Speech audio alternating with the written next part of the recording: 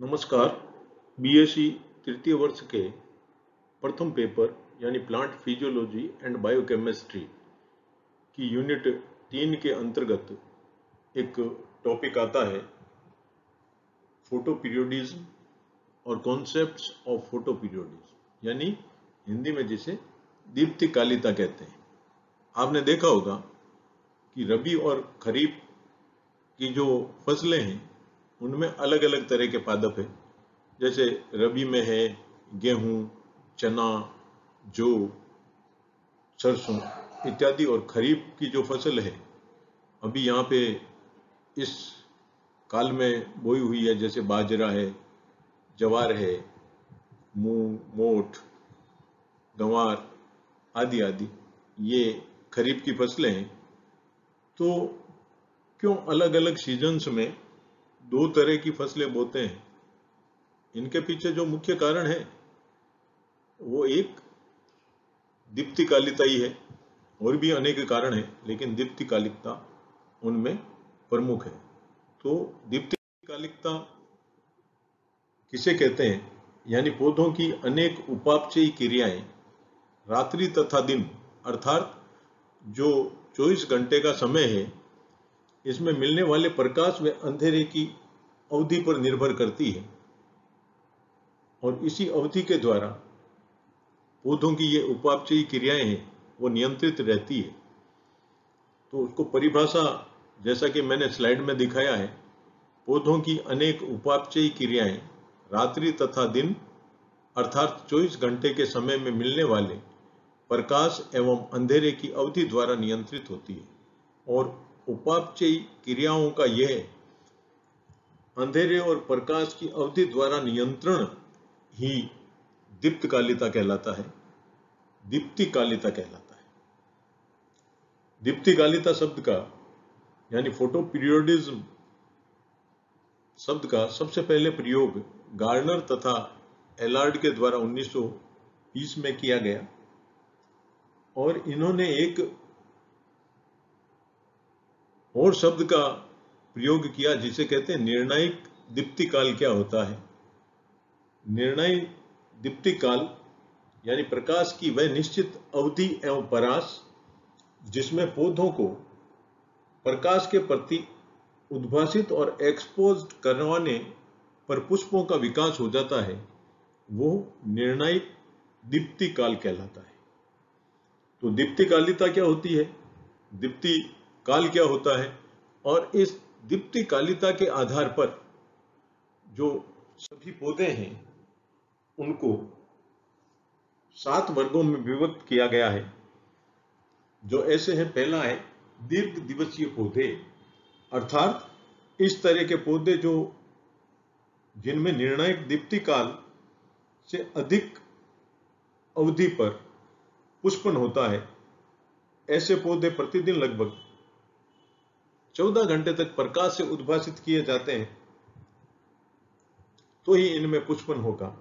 उदाहरण है हैनबेन, पालक, आलू इत्यादि जो पौधे हैं वो दीर्घ दिवसीय पौधे कहलाते हैं। दूसरा है लघु दिवसीय पौधे, अर्थात ऐसे पौधे जिनमें निर्णायक दीप्तिकाल से कम अवधि पर पुष्पन उत्पन्न करते हैं, जैसे सोयाबीन, जैंथियम, गुलदाउदी, तंबाकू आदि। ये सभी लघु दिवसीय पौधों के उदाहरण हैं। तीसरे प्रकार के जो पौधे हैं प्रकाश अप्रभावी या निलंबित पौधे कहलाते हैं, जिन्हें डे न्यूट्रल और फोटो न्यूट्रल प्लांट्स भी कहते हैं। इन पौधों में पुष्पन करने के लिए दीप्तिकाल का कोई प्रभाव नहीं पड़ता। जैसे टमाटर है, मिर्च है, बैंगन है, यानी ये दीप्तिकाल से अप्रभावी पौधे हैं। चौथे तरह के पौधों की बात करेंगे तो यह है मध्यवर्ती प्रकाशीय पौधे और इंटरमीडिएट प्लांट्स, यानी जिन पौधों में पुष्पन करने के लिए 13 से 15 घंटे तक प्रकाश की आवश्यकता होती है, इस प्रकार के पौधे हैं वो इंटरमीडिएट प्लांट्स कहलाते हैं और मध्यवर्ती प्रकाशीय पौधे कहलाते हैं। इनका उदाहरण मैकेनिया है।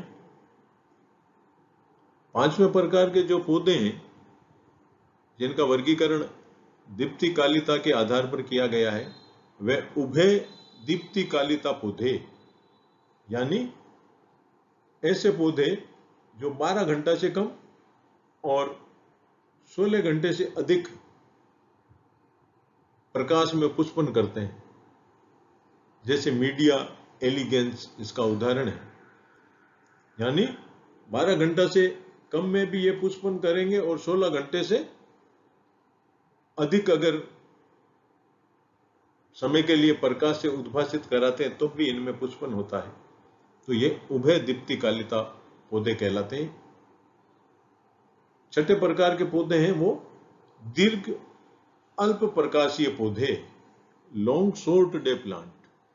जैसा कि पहले दीर्घ दिवसीय पौधे पढ़े तो वो हो गए लॉन्ग डे प्लांट, फिर लघु दिवसीय पौधे पढ़े तो वो हो गए शॉर्ट डे प्लांट, और अपन जो 6 नंबर पर पढ़ रहे हैं दीर्घ अल्प प्रकाशीय पौधे यानी लॉन्ग शॉर्ट डे प्लांट, जिन पौधों में पुष्पन उत्पन्न करने के लिए पहले कुछ समय के लिए यानी उनके जीवन काल के पहले कुछ समय के लिए दीर्घ दीप्तिकाल यानी अधिक समय के लिए प्रकाश से उद्भासित कराते हैं और जीवन चक्र के बाद के समय में उन्हें अल्प दीप्तिकाल यानी कम समय के लिए उन्हें प्रकाश से उद्भासित कराते हैं तो उनमें पुष्पन उत्पन्न होता है। और इस तरह का उदाहरण है ब्रायोफिलम, जिसे पत्थर चट्टा भी कहते हैं, और इसकी पत्तियों से एडवेंटिशियस बड्स का भी निर्माण होता है। वो कायिक प्रवर्धन में भी इस पौधे के बारे में अपन जानेंगे। और सातवें और अंतिम प्रकार के पौधे हैं वो है अल्प दीर्घ प्रकाशीय पौधे, यानी छठे के बिल्कुल विपरीत, यानी इन पौधों के जीवन काल के पहले भाग में अल्प दीप्तिकालिता या अल्प दीप्तिकाल की आवश्यकता होती है और बाद के भाग में दीर्घ दीप्तिकाल की आवश्यकता होती है। तो इन पौधों को अल्प दीर्घ प्रकाशीय पौधे और शॉर्ट लॉन्ग डे प्लांट कहते हैं। और इस तरह के पौधों में जो उदाहरण है वो गेहूं आता है, कैंपेन्यूला आता है, इत्यादि इत्यादि। तो दीप्तिकाल क्या है और कितने प्रकार का होता है और दीप्तिकालिता के आधार पर पौधे कितने प्रकार के हो सकते हैं, इन स्लाइड्स के माध्यम से अपन ने यह जानने का प्रयास किया। दीप्तिकालिता में पुष्पन के लिए दिन और रात दोनों में से रात्रि के समय की निरंतर अप्रकाशीय अवधि महत्व की मानी जाती है। मैंने रात्रि का जो काल है उसमें इन पौधों को प्रकाश नहीं मिलना चाहिए, तब ये दीप्तिकालिता है वो प्रभावी मानी जाती है।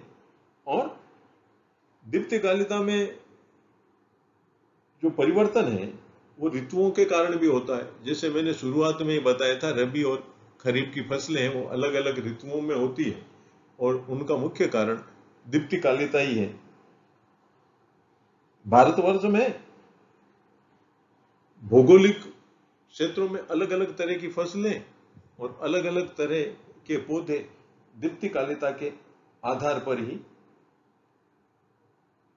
उपस्थित हैं, पाए जाते हैं, अपन उनको देखते भी हैं। और ये प्रकाश की तीव्रता, प्रकाश का समय अवधि का प्रभाव पुष्प, फल तथा बीज निर्माण पर भी पड़ता है। इसलिए दीप्तिकालिता है वो एक महत्वपूर्ण विषय है प्लांट फिजियोलॉजी के क्षेत्र में। तो अपन अपने क्षेत्र के ऐसे प्लांट जो लॉन्ग डे प्लांट है, ऐसे प्लांट जो शॉर्ट डे प्लांट है, और भी की संदर्भ पुस्तकों से अध्ययन कर उनका वर्गीकरण कर सकते हैं और एक चार्ट के द्वारा उन्हें प्रदर्शित कर सकते हैं। तो आज के इस व्याख्यान में दीप्तिकालिता के बारे में मैंने संक्षेप में बताने का प्रयास किया। आप लोगों को समझ में आएगा ऐसा मेरा विश्वास है, और समझ में आएगा तो मैं इसके जब प्रश्न बना के व्हाट्सएप ग्रुप में शेयर करूंगा तो आप लोग उत्तर दीजिएगा। जो आप नहीं दे पाएंगे उन प्रश्नों के उत्तर हम देने का प्रयास करेंगे। प्रयास क्या करेंगे, देंगे ही। तब तक के लिए घर में रहिए, सुरक्षित रहिए, पढ़ते रहिए। जय हिंद।